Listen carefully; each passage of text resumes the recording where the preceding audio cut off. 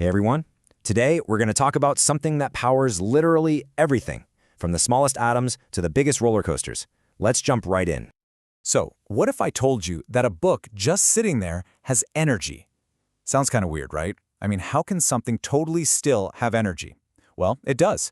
And figuring that out is the key to understanding, well, everything about how energy works.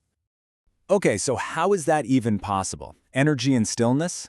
Before we can answer that, we got to get on the same page about what energy is in the first place.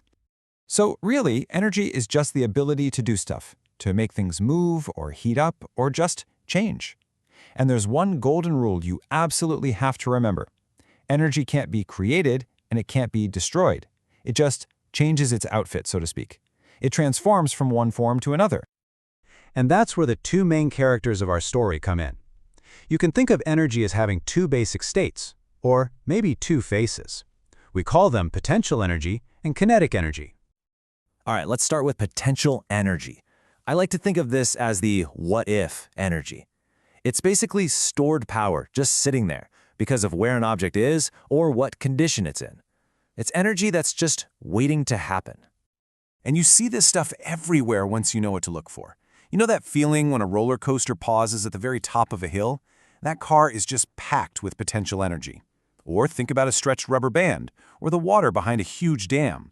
Even that book on the top shelf, they're all just bursting with stored potential energy, ready to be let loose. Okay, so what's the other side of that coin?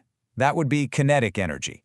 If potential energy is the what if, kinetic energy is the here and now. It's the energy of motion. Simple as that. Anything that's moving has kinetic energy. And the rule is easy. The faster it moves, the more kinetic energy it's got. And yeah, just like potential energy, this is all around us too. A car flying down the highway, a soccer ball rocketing toward the goal, the wind spinning a windmill, a sprinter dashing for the finish line. All of them are perfect examples of kinetic energy in action. So let's put them side by side.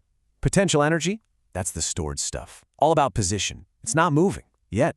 Kinetic energy, that's the payoff. The energy of motion, all about speed. They might sound like total opposites, but really, they're two sides of the same coin, and they're always interacting with each other. And this is where it gets really cool.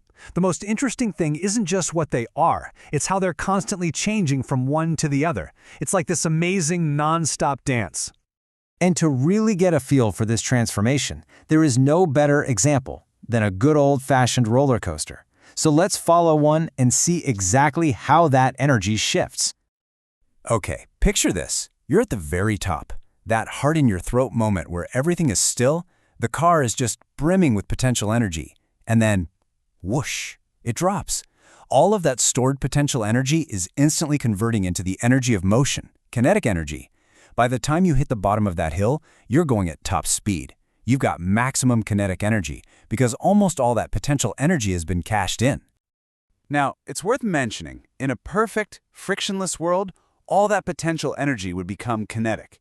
But, in the real world, a little bit of it gets converted into other things, like the heat you get from the wheels on the track or that awesome roaring sound you hear. But the total amount of energy stays the same.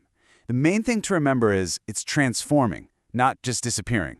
And once you get this basic idea, this great energy exchange, you will start to see it literally everywhere you look, in all sorts of everyday things. Think about a bow and arrow. When you draw back that string, you're just loading up the bow with potential energy. And the second you let go, bam! That stored energy is unleashed, becoming the kinetic energy that sends the arrow flying. It's the same exact principle that helps us power our homes. All that water stored up behind a hydroelectric dam, that's a massive amount of potential energy.